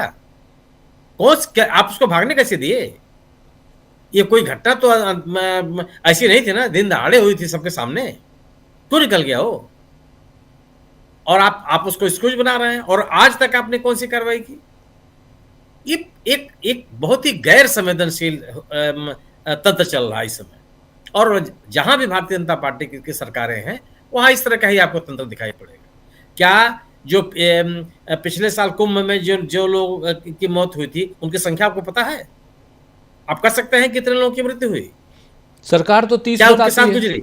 सरकार तो 30 बताई, आप 2 दिन बताइए, 24 घंटे बाद। आप सोचिए, आप 24 घंटे के बाद और 30 की संख्या आगे नहीं घटी, पीछे भी नहीं घटी। नहीं, वो बिल्कुल फिक्स है 30। घायलों की संख्या के बारे में आज तक कोई बात नहीं हुई। पहली बार, मतलब मेरी जानकारी में तो नहीं है कि जो राहत दी जाती है वो नगद पैसा दिया गया। एक तरफ आप डिजिटल इंडिया बना रहे हैं, लोगों के खाते खोल रहे हैं कि लोगों के खातों में सीधा पैसा भेजा जाएगा, बीच में कोई भी ह्यूमन इंटरफेरेंस नहीं होगा। और दूसरी तरफ जो लोग प्रभावित लोग हैं उनके घरों पर जाकर के पुलिस सीधे नगद पैसा दे रही है। तो एक ऐसा तंत्र विकसित करने की कोशिश की गई है जिससे सरकार को बचाने के सभी प्रयास किए जाते रहे, कोई उंगली न उठने पाए। एक ऐसा तंत्र बन गया है, एक ऐसा माहौल बन गया है जिससे कि सभी त्रस्त है। आप इंदौर की घटना के लिए क्या कोई जिम्मेदारी लेने के लिए तैयार है? अभी तक कोई बात कह रहा है कि कौन व्यक्ति जिम्मेदार है, किसके खिलाफ कार्रवाई होनी चाहिए? ये क्यों होता? पानी कोई ऐसी चीज नहीं है ना, पानी की आपूर्ति ऐसी चीज जो अचानक हो जाए, वो उसके बारे में बाकायदे लोग शिकायतें, वो शिकायत किए हैं भी है। मीडिया रिपोर्ट्स बता रही है कि खराब दूषित पानी की आपूर्ति को लेकर के इंदौर में लोगों ने अधिकारियों से शिकायत भी की, किसी ने कान नहीं दिया, कोई देखने नहीं गया। और ट्रिपल इंजन की सरकार वहां पे है, एक चौथा इंजन अगर आप स्थानीय पार्षदों को मान लीजिए तो भी है, मैंने नगर निगम तो उनके कब्जे में है ही है। तो एक चाहे वो मशीन का मसला हो, मशीन आप सोचिए कि मशीन तो बात की चीज है, पुलिस का उपयोग कैसे किया जा सकता है? नागरिकों को चिन्हित करने के लिए पुलिस क्यों जाएगी भाई? पुलिस तो सहायक हो सकती है, मान लीजिए जो लोग इस सर्वे में लगे हों उनके साथ खड़ी हो सकती है सुरक्षा के लिए, खुद जाकर कैसे पूछताछ कर सकती है? लेकिन किया, दिल्ली में सफलतापूर्वक कर लिया। आप याद कीजिए कि दिल्ली के विभिन्न इलाकों में जाकर के दिल्ली पुलिस कैसे पूछ रही थी लोगों को, कैसे लोगों को ऐसा निकाला गया। आप संवेदनहीनता की पराकाष्ठा सोचिए कि गर्भवती महिला को भेज दिया गया बांग्लादेश, सर्वोच्च न्यायालय के हस्तक्षेप से आपको बुलाना पड़ा। पर आप किसी को भी, निश्चित रूप से हम और आप या इस देश का कोई भी नागरिक किसी भी गैर नागरिक को देश में रहने की इजाजत नहीं देता, हम उसके समर्थन में नहीं। लेकिन पहले प्रमाणित तो हो कि वो व्यक्ति नागरिक नहीं है, उसकी एक प्रॉपर तरीका तो हो यह सुनिश्चित करने का। जिसको मन होगा आप उसको कह देंगे नहीं आप नागरिक नहीं है, उसका कोई आधार नहीं है, उसकी कोई सुनवाई नहीं है, ट्रिब्यूनल में कोई बुलाता नहीं है। आप मशीन लगा, वो देख रहे हैं, पुलिस भी तो देख रही है कि जो पॉलिटिकल बॉसेज हैं वो किस तरह का बयान दे रहे हैं, पुलिस के साथ से चल पड़ी। आप जो बात कर रहे हैं छत्तीसगढ़ में, आप मॉब लिंचिंग की किसी भी घटना को लेकर के देश के किसी कोने में जहां भारतीय जनता पार्टी शासन में है कोई कार्रवाई होते हुए आपने देखा? इखलाक के मामले में सरकार, यही उत्तर प्रदेश की सरकार उन मुकदमे को वापस लेने की बात कर रही है अदालत में कि मुकदमे वापस लिया जाना चाहिए, और यह मुकदमा वापस ले लिया जाएगा तो सांप्रदायिक सद्भाव बनेगा। उसमें एक तर्क है जो अदालत में अनुरोध पत्र दाखिल किया गया। जब सरकार इस प्रवृत्ति की होगी, इस दृष्टिकोण की होगी, तो भीड़ के ऊपर क्या असर पड़ेगा? अगर आप मॉब लिंचिंग की घटनाओं में शामिल लोगों के खिलाफ प्रभावी कार्रवाई करते हुए दिखाई पड़ते, देश के किसी कोने में कोई व्यक्ति कोई भीड़ किसी के ऊपर हमला नहीं करेगी, सबको लगेगा कि कोई ना कोई कार्रवाई हो सकती है। आप पिछले दिनों जितनी घटनाएं हुई हैं, आप किसी मामले में बता दीजिए कि कोई कार्रवाई हो, किसी की पहचान की गई हो, उनको दंडित किया गया हो, उनके खिलाफ प्रभावी कानूनी कार्रवाई की गई हो। क्यों? अब जब ये किसी के खिलाफ कार्रवाई नहीं हो रही तो छत्तीसगढ़ में भी यही हो गया। छत्तीसगढ़ का तंत्र उनके साथ है। आप उस घटना के बाद भी क्या अभी तक कोई बयान आया क्या कि कौन लोग हैं और उनकी पहचान की जा रही है या नहीं पहचान की जा रही है? जी, लगभग देश के लगभग सभी जिलों में अरबों रुपए खर्च करके आपने सीसीटीवी कैमरे लगवाए हुए हैं। आप कहते हैं कि जगह जगह कैमरे लगे हैं, आप उसको आधुनिकतम सुरक्षा व्यवस्था का नाम देते हैं, आप पहचान नहीं कर सकते? ये बड़े सवाल हैं। दरअसल ये संवेदनशीलता की उम्मीद भारतीय जनता पार्टी की सरकारों से करना बहुत बेमानी है। बिल्कुल बेमानी इसलिए भी है कि इनके गवर्नेंस में आम आदमी प्राथमिकताओं में नहीं है, और जब तक आम आदमी आपकी प्राथमिकता में नहीं रहेगा, आपका तंत्र संवेदनशील नहीं हो सकता। जी सही कह रहे हैं, बिल्कुल सही कह रहे हैं। प्रशांत टंडन जी, आप कैसे देखते हैं कई अलग अलग राज्यों में जहां जहां भाजपा की सरकार, अभी याद कीजिए कि 25 तारीख को उन्हीं राज्यों में चर्च में या जहां क्रिसमस मनाने के लिए किसी मॉल में तोड़फोड़ की गई, कहीं हनुमान चालीसा पढ़ा गया, कहीं कुछ और यहाँ दिल्ली में भाजपा की सरकार बैठी है, केंद्र में भी और राज्य में भी, और प्रधानमंत्री नरेंद्र मोदी उस समय प्रार्थना सभा में प्रार्थना कर रहे थे जीसस क्राइस्ट के जन्मदिन पर। लेकिन ये भी एक अभी उदाहरण दे रहा हूं और इस पे हम लोग पहले चर्चा कर चुके हैं, लेकिन चाहे वो मध्य प्रदेश हो, छत्तीसगढ़ हो, उत्तराखंड हो, उत्तर प्रदेश हो, बिहार हो, हर जगह वही हाल, सब तरफ वही हाल। और ये तस्वीर तो और भी हास्यास्पद है, ये जो हमारे आपके बीच है। जी, सुनील जी बिल्कुल ठीक कह रहे हैं कि बीजेपी के पास के सामने आम आदमी की प्राथमिकता है ही नहीं। एक अभिमान है, घमंड है कि हम तो हिंदू मुसलमान करके जीत जाते हैं, उसके बाद दुनिया जाए भाड़ में। ये जो घमंड है, और साथ में मीडिया जेब में है। लेकिन अब चीजें बदल रही हैं, और आप देखिए कि अभी प्रेम कुमार जी तमाम एग्जाम्पल दे रहे थे, उस इलाके का नाम सोचिए क्या है, भागीरथपुरा, भागीरथ गंगा जो गंगा को लेकर आए थे जी। तो नाम बदलने में बीजेपी की बड़ी दिलचस्पी रहती है, लेकिन नाम से कुछ होता नहीं है, काम से होता है जो कुछ होता है। आप भागीरथपुरा में भी पानी अपने आप साफ नहीं हो पाएगा, क्योंकि उसका नाम भागीरथ है।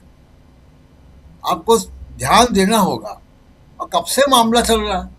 और आप देखिए कि कल वो पत्रकार ने सवाल पूछा, अनुराग तिवारी ने, उसके बाद हाई कोर्ट भी आ गया, उसके बाद NHRC भी आ गया, सब हो गया। लेकिन आप बताइए कि पिछले 24 घंटे में जब से ये मामला मीडिया में आया, और कल हम लोग न्यूज पॉइंट भी किया, कार्रवाई क्या हुई? कितने सीबीआई हुए, कितने लोग के खिलाफ मुकदमे दर्ज हुए? कोई कार्रवाई नहीं हुई। ये बेसिकली यही एरोगेंस है। आप सोच सकते हैं कि किसी और सरकार में, किसी और पार्टी की सरकार में ऐसा हो सकता था? अब तक तो इस्तीफे हो जाते हैं। कैलाश विजयवर्गीय का इस्तीफा हो जाता, इस्तीफा नहीं होता तो कम से कम पार्टी अध्यक्ष या कोई जिम्मेदार अधिकारी उनको बुला के जवाब तलब करता कि आपने कैसे बात की पत्रकार से। किसी सरकार में, तमिलनाडु की सरकार हो, केरल की सरकार हो, झारखंड की सरकार हो, कर्नाटक की सरकार हो, तेलंगाना की सरकार हो, कहीं भी ऐसा हो जाए, वो सरकारें उनकी पार्टियां हरकत में आती हैं, क्योंकि उनको मालूम है कि उनके पास चुनाव जीतने का कोई और जरिया नहीं है। अपने काम के बल पर उनको चुनाव जीतना है। उनके पास कोई धर्म या जाति के आधार पर चुनाव नहीं जीत सकते।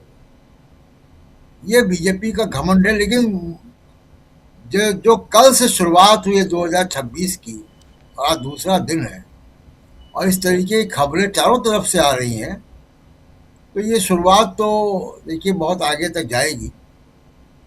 और कुल मिला के ये है कि पिछले चाहे 2 बार सरकारें आई हों, 3 बार सरकारें आई हों, चाहे केंद्र की सरकार हो, तीसरी बार प्रधानमंत्री मोदी जी, लेकिन सिस्टम पिछली सरकारों का ही है जो चल रहा है। इन्होंने कोई सिस्टम नहीं बनाया, वो देश उसी सिस्टम पे चल रहा है। इन्होंने केवल प्रचार किया है।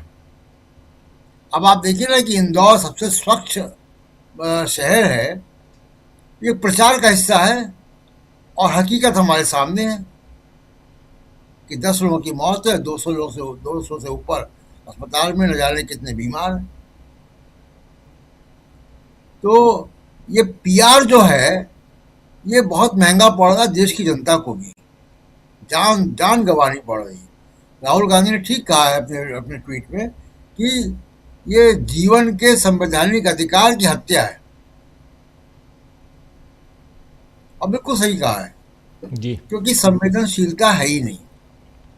दूसरी बात, जो पुलिस वाले उत्तर प्रदेश में नागरिकता की जांच कर रहे हैं तथाकथित मशीन लेकर, डॉक्टर राकेश पाठक ने उनके नोबेल पुरस्कार की भी सिफारिश कर दी है।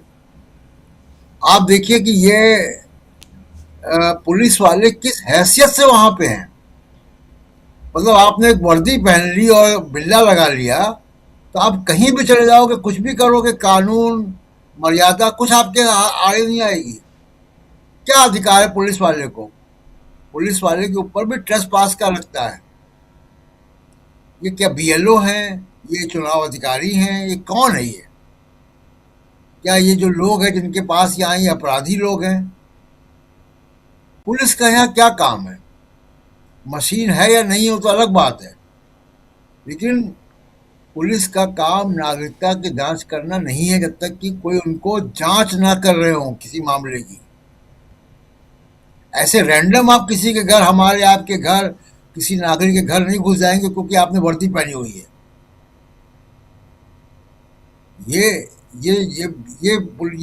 केवल और केवल बीजेपी शासन में ही ये संभव है कि पुलिस वाले अपने आप को वो समझ रहे हैं कि वो कानून से ऊपर है। कौन सा कानून आपको इजाजत देता है कि किसी की जाके किसी महिला को जाके कहोगे कि जिनके वो लगाओ, मशीन लगाओ? महिला पुलिस भी नहीं इनके साथ। आप देखिए किस हैसियत से वहां पे ये है, कोई पूछने वाला भी नहीं है इनसे। और आखिर में जो चुनाव आयोग ने किया है काम, सर्वे करा के, गजब का काम है। खुद ही सर्वे करा लिया। जो सर्वे करने वाली एजेंसी है उसके कर्ता धर्ता जो है वो प्रधानमंत्री कार्यालय में काम करते हैं। सर्वे मई जून में कराया, राहुल गांधी ने अगस्त में जाके खुलासा किया है वोट चोरी का, और सर्वे में बता दिया गया कि ईवीएम पे विश्वास है लोगों का। ये तो इतना अव्वल दर्जे का फ्रॉड है। ये इससे बड़ा जालसाजी क्या होगी?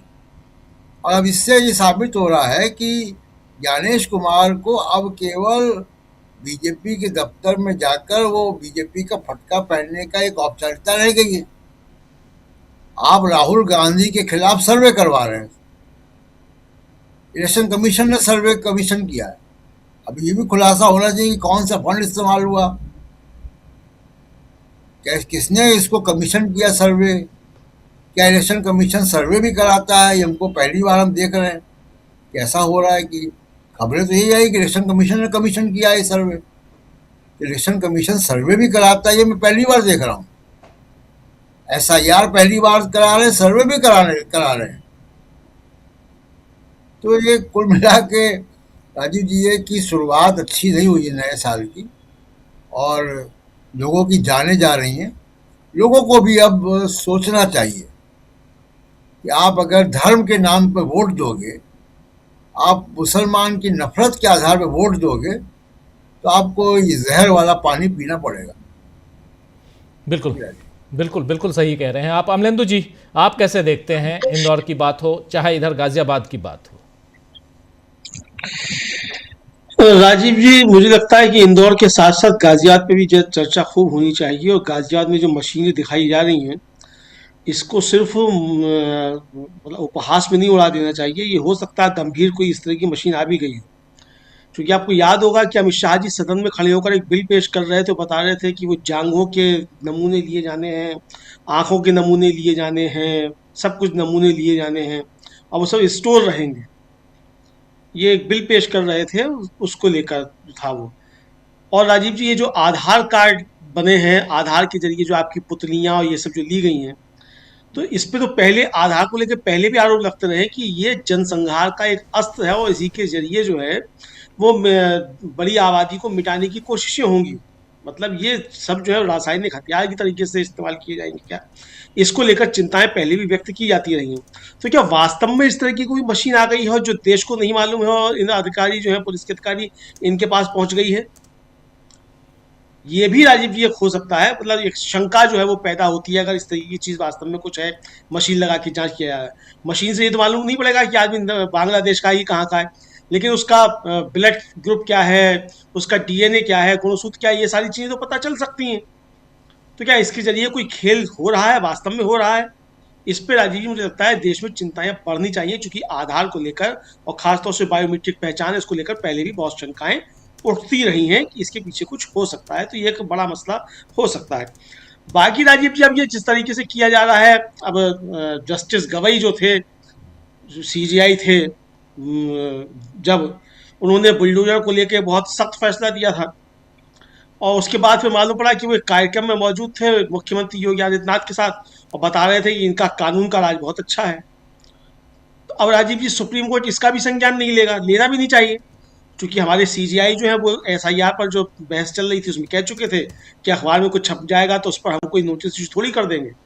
तो अब ये अखबार में या चैनल्स पर या हमारे यूट्यूब चैनल्स पर अगर इस तरह की विजुअल्स आ रहे हैं तो इसको संज्ञान लेने की सुप्रीम कोर्ट को कोई आवश्यकता नहीं है। भाई जब तक अब ये पूछा जाना चाहिए कि अगर पुलिस इस तरीके से लोगों के घरों में घुस रही है तो आखिर क्या इनके पास कोई सर्च वारंट है जिस सर्च वारंट को लेकर ये घुसे? क्या पुलिस को इस तरीके का अधिकार है कहीं भी घुस जाने का, किसी के घर में जाकर करने का? तो अगर इसका भी सुप्रीम कोर्ट संज्ञान नहीं लेगा तो किसी दिन पुलिस भी सुप्रीम कोर्ट में भी घुस जाएगी इस तरीके से। कुछ भी हो सकता है फिर तो, अगर पुलिस राज ही आना है इस तरीके से और पुलिस को ही सारी चीजें तय करनी है, कल को जज साहब की भी तय करने लग जाएगी फिर, अगर आम आदमी की तय कर रही है। मुझे लगता है कि इस मामले का सुप्रीम कोर्ट को स्वतः संज्ञान लेना चाहिए कि ये किस तरीके के मूव चल रहे हैं, नागरिकों के मौलिक अधिकारों का हनन भी इससे जुड़ा हुआ दिखाई पड़ता है राजीव जी। अब जो इंदौर का मसला है राजीव जी, वहां तो बहुत ही ज्यादा एक तरीके से कहा जाए कि निर्दयता और क्रूरता जो है वो भारतीय जनता पार्टी की निकलकर सामने आ रही है। अब वहां उनका आपसी झगड़ा है, उसकी वजह से है, या प्रशासन वहां जो है वो नहीं सुन रहा था। अगर प्रशासन नहीं सुन रहा था तो ये डबल ट्रिपल इंजन की सरकारों में प्रशासन इतना राजीव जी बेकाबू कैसे हो गया कि वहां बात ही नहीं सुन रहा है, महापौर की बात नहीं सुन रहा है, वहां मंत्री हैं उनकी बात नहीं सुन रहा है। अगर प्रशासन नहीं सुन रहा है तो ये सरकार बनी हुई क्यों है? भाई कहा तो ये गया था मोदी जी की तरफ से कि मिनिमम क्या गवर्नमेंट और मैक्सिमम क्या गवर्नेंस, कुछ इस तरह की शब्दावली इस्तेमाल की गई थी। तो ये कौन सी मिनिमम गवर्नेंस और मैक्सिमम जो है वो गवर्नेंस दिखाई पड़ रही है, बताया जाए। ये सवाल तो पूछा जाना चाहिए मोदी जी से। और राजीव जी, मोदी जी तो ड्रोन लेकर देख लेते हैं सब जगह कहाँ क्या चल रहा है, कहीं भ्रष्टाचार हो रहा है वो भी देख लेते हैं, पुल बन रहा है वो भी देख लेते हैं। तो मोदी जी का ड्रोन जो था ये क्यों नहीं देख पाया कि वहाँ जो गंदा पानी पिलाया जा रहा है, लोगों की जान जा रही है गंदे पानी से। ड्रोन जो है क्या उनके मतलब की चीजें देख पाता है, बाकी सब नहीं देख पाता है? तो यह वो सिस्टम है तो फेल तो होना ही है। मोदी जी फेल हो रहे हैं, सिस्टम भी फेल हो रहा है। मोदी जी ठीक होते हैं तो सिस्टम भी ठीक रहता है। भाई पर्ची के मुख्यमंत्री जब निकलेंगे तो सिस्टम ऐसा ही बनेगा। मालूम है कि पर्ची से निकले हैं, पर्ची किसी दूसरे की निकल आएगी तो वो बन जाएगा, तो कोई आदमी काम क्यों करेगा? जब राजीव जी पर्चियां निकलनी हो, पर्चियों से ही जब तय होना है कि कौन मंत्री बनेगा और कौन विधायक बनेगा और कौन मुख्यमंत्री बनेगा, तो पर्चियां हैं, पर्चियां में जिसका भाग्य होगा वो बन जाएगा। तो काम करने की आवश्यकता तो किसी को है नहीं। काम करने की आवश्यकता तब होती है जब जनता के बीच जाना पड़े, जनता के सवालों के जवाब देने पड़े। तो इसी सब निश्चिंत है, तो सिस्टम तो फेल होगा ही। अगर सिस्टम फेल हो रहा है तो सिस्टम फेल होने की जिम्मेदारी कौन लेगा? इस्तीफा किसका होगा? हालांकि कोई नहीं लेगा। अभी हम लोगों के बीच में राजीव जो विजुअल चल रहा है, ये यूथ कांग्रेस ने वहां जो है उनको डुबोया है पानी में, अपने विजय वर्गीय साहब को, घंटा वाले बाबा को। तो अब ये डूबे या ना डूबे राजीव जी, तो बहुत ज्यादा पानी दिख रहा है। काम तो ऐसा था कि चुल्लू भर पानी में डूबना चाहिए था, ये पानी बहुत ज्यादा ले लिया इन कांग्रेसियों ने। तो जो बात कही थी उन्होंने, तो उसके लिए चुल्लू भर पानी काफी था डूबने के लिए, तो इतना भारी जल के बीच ले आकर जाने की आवश्यकता क्या थी? बहरहाल राजीव जी, मंत्री जी चाहे कुछ करें, कुछ भी बोलें, सरकार को निश्चित तौर पर चुल्लू भर पानी में डूब जाना चाहिए। अगर उसके रहते हुए नागरिकों को शुद्ध पानी भी नहीं मिल सकता और उसकी जान जाने पर आप हाईकोर्ट में जाकर भी मिथ्या वाचन कर सकते हैं, तो निश्चित तौर पर सरकार को चुल्लू भर पानी में डूब ही जाना चाहिए। इस मसले पे अभी तक प्रधानमंत्री नरेंद्र मोदी का एक भी शब्द, एक भी कमेंट नहीं आया है, एक भी कमेंट नहीं आया। नरेंद्र मोदी हैं भाई देश में, चलो 4 लोग ही, आपके ही आंकड़े, मान लिया 4 ही मरे, मान लिया, हालांकि अभी तमाम जगहों से ये खबरें और बिल्कुल कहाँ किसकी मौत हुई है सारे आंकड़े हैं मीडिया में, उसके बाद भी मान लिया। और खुद कहा जा रहा था कल की 13 लोग फिर 15 लोग हैं और 3000 से ज़्यादा अभी प्रेम कुमार जी कह रहे थे अलग अलग अस्पतालों में भर्ती हैं। चलिए मान लिया 4 ही, तो क्या नरेंद्र मोदी को इस पर संवेदना व्यक्त नहीं करनी चाहिए थी? उनकी सरकार है वहाँ पे। लेकिन चलिए आगे बढ़ते हैं, समय कम है, थोड़ा 20 मिनट का समय है और आप पांचों महानुभावों के पास आना है। डॉक्टर राकेश पाठक जी, इन तमाम घटनाक्रमों का कितना असर पड़ते हुए आप देखते हैं आगामी 5 राज्यों के चुनाव पे, जिसमें सबसे ज़्यादा सुर्खियों में रहने वाला है, आप जान रहे हैं कि पश्चिम बंगाल। असम में ऑलरेडी 8,000 रुपये की घोषणा हो गई। बिहू से पहले हम दे देंगे पैसा ताकि बहनें जो हैं वो बिहू अच्छे से मना पाएँ असम में। अभी तक बिहू को लेकर कोई चिंता नहीं थी, इस बार चुनाव है तो अभी से घोषणा हो गई। बिहू कब आता है आप जानते हैं अच्छे से, तो इसलिए ये सारी चीज़ें पहले से वहाँ तैयारियां हो रही हैं। असम है, पश्चिम बंगाल है, उधर तमिलनाडु, केरल, पुदुचेरी, इन 5 राज्यों में चुनाव है। और इन जो डबल इंजन की सरकारों वाले जो राज्य हैं उन राज्यों के हालात आप देख रहे हैं। ऐसे में वोटर्स, चुनाव आयोग, SIR और अब तो घुसपैठिया खोजने वाली मशीन आ गई है। ये मशीन नागरिकता वाली थोड़ी है। वो आप देखिए, केयर कीजिए, गौर कीजिए शब्दों पे। कह रहे हैं तुम बांग्लादेशी हो, इसका मतलब आप ये नहीं कह रहे तुम भारत के नागरिक हो या नहीं हो, बांग्लादेशी हो, मतलब घुसपैठिया खोज रहे हो। और घुसपैठिया का मतलब बांग्लादेशी समझते हो आप। अभी तक आपने बिहार में कितने घुसपैठिए खोज लिए? आपने पूरा चुनाव झारखंड का लड़ लिया घुसपैठिए पे ही। कितने घुसपैठिए झारखंड में मिल गए आपको? नहीं बताया। और उसके बाद वहां आप सरकार भी नहीं बना पाए। तो जहां आपकी सरकार नहीं है वहां आप ढंग से वोट चोरी नहीं कर पाते हैं। ये भी अभी तक का ट्रेंड है। डॉक्टर साहब देखिए, बहुत संक्षेप में सारे मुद्दों को समेटते हैं। भागीरथपुरा की बात पहले कर लेते हैं। प्रशांत जी ने कहा तो मैं विनम्रता से याद दिला दूं, कल जो DV लाइव पर हमारा स्पेशल शो लगा है उसमें हमने ये बात कही है कि भगवान भगीरथ जो गंगा को स्वर्ग से धरती पर लाए थे उनके नाम की बस्ती है और वहां साफ पानी के अभाव में लोग मर रहे। आपने हाई कोर्ट का जिक्र किया था डॉक्टर साहब, तो उसका संक्षेप में विवरण ये है कि इंदौर में जो हाई कोर्ट की बेंच है वहां बार एसोसिएशन ने इसको लेकर एक जनहित याचिका लगाई। बुधवार को उसकी सुनवाई इंदौर में हुई, लेकिन अगली सुनवाई उसकी जो कल हुई है वो जबलपुर हाईकोर्ट या आज हुई। उसमें सरकार ने जो स्टेटस रिपोर्ट पेश की है, आप बिल्कुल सही कह रहे हैं, उसमें सिर्फ 4 मौतों की पुष्टि की है। आगे उसमें किंतु परंतु अगर मगर करके लिखा है कि ऐसा बताया जाता है कि 8 से 12 लोगों की मौत की सूचना है, लेकिन स्टेटस रिपोर्ट में आधिकारिक रूप से गवर्नमेंट ऑफ मध्य प्रदेश सिर्फ 4 मौतें स्वीकार कर। मुआवजे को लेकर भी उसमें स्पष्ट कोई विवरण नहीं दिया गया है। अगली सुनवाई जबलपुर हाईकोर्ट में 6 जनवरी को हो, तब देखना होगा सरकार स्वीकार करती है कि नहीं इतने लोग मर गए। देश भर के मीडिया हाउस, अखबार तस्वीरों के साथ छाप रहे हैं, परिजनों के बयान छाप रहे हैं कि इतने इतने लोग मरे। तो ये जो एनाटॉमी ऑफ कवर अप है वो शुरू हो गया है जी। जो बाकी पूरे देश के हालात हैं, आपने असम का जिक्र किया, हेमंता बिश्व शर्मा ने शायद तारीख भी बता दी है कि 20 फरवरी से पहले 8-8 हजार रुपए पहुंच जाए जी। विडंबना देखिए डॉक्टर साहब, प्रधानमंत्री के एक सलाहकार ये 1 या 2 दिन पहले ही फ्रीबीज के खिलाफ ज्ञान बांट रहे थे कि ये जो फोकटिया ऐसा बांटा जाता है योजनाओं के नाम पर सरकारों द्वारा, ये बोझ है, ये नहीं होना चाहिए। तो प्रधानमंत्री लाल किले की प्राचीर से लेकर आम सभाओं में यही डंका बजाते हैं कि रेवड़ियां नहीं बंटना चाहिए।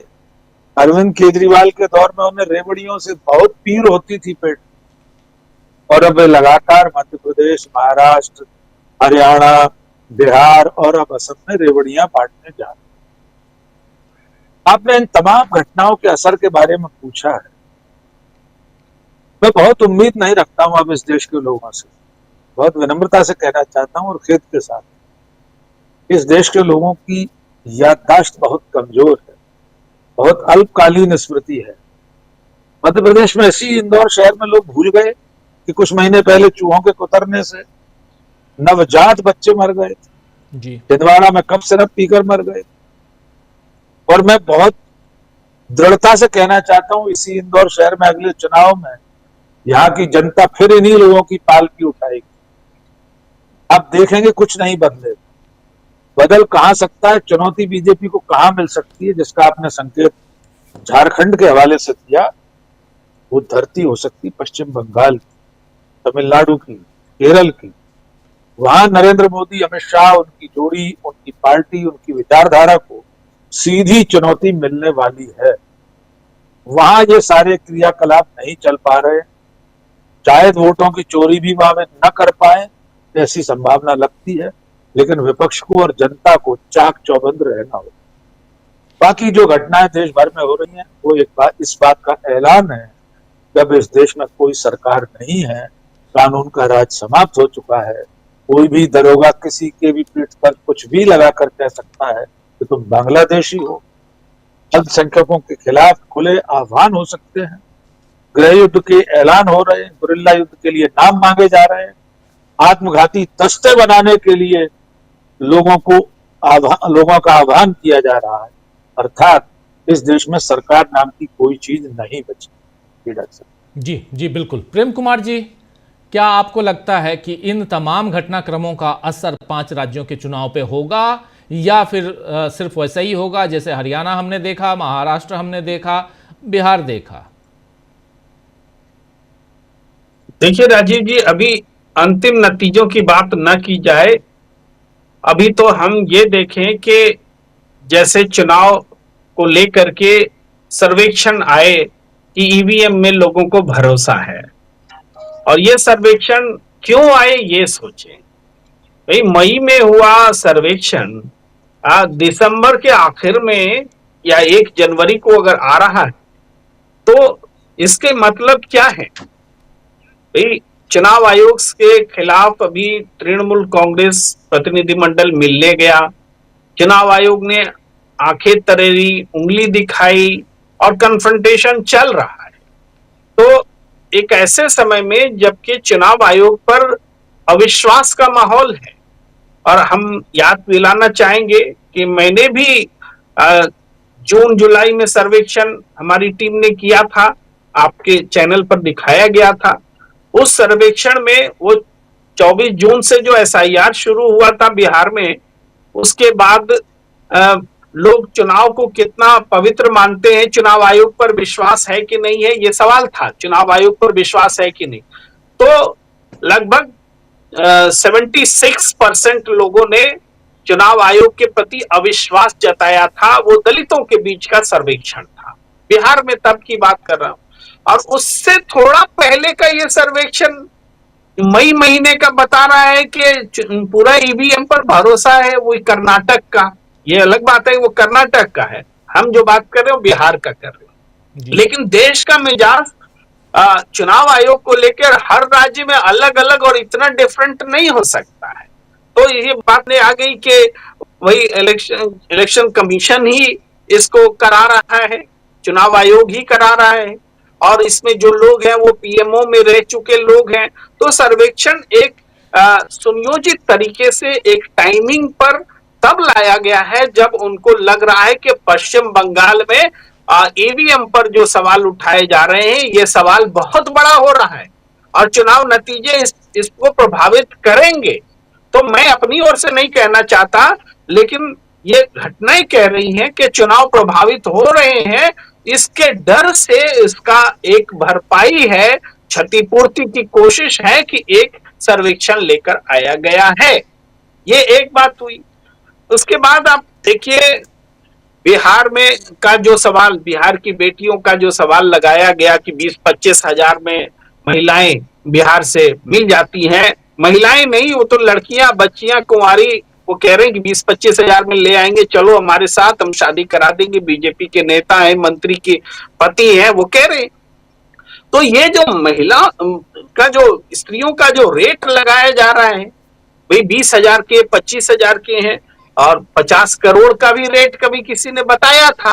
ये 50 करोड़ की गर्लफ्रेंड तो आज 20-25 हजार में इनको बिहार की लड़कियां मिल रही हैं।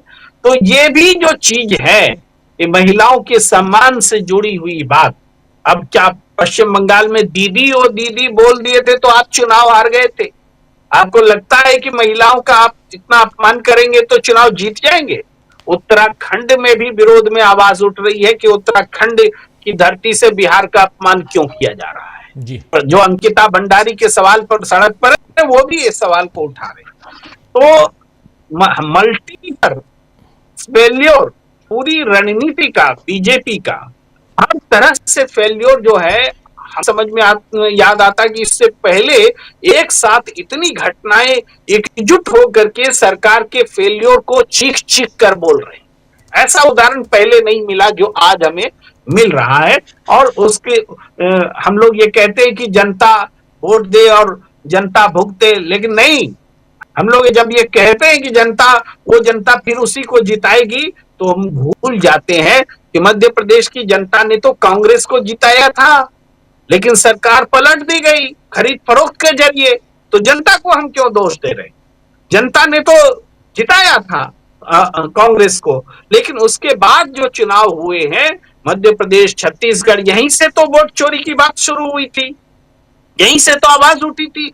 कम से कम 5,000 से ज्यादा शिकायतें छत्तीसगढ़ और मध्य प्रदेश से चुनाव आयोग के पास थी, उस पर बिना सुनवाई किए हुए चुनाव के नतीजे दे दिए गए।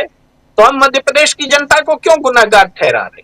भाई वोट चोरी की बात अगर गलत है तो ठीक है, जनता फिर जिम्मेदार है।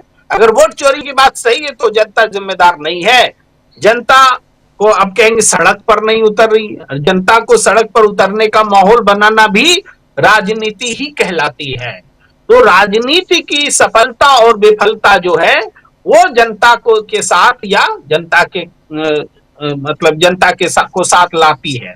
तो हमें लगता है कि एक बिल्डअप होना जो बोलते हैं राजनीति, वो काम कर रही है और ये बिल्डअप हुआ है।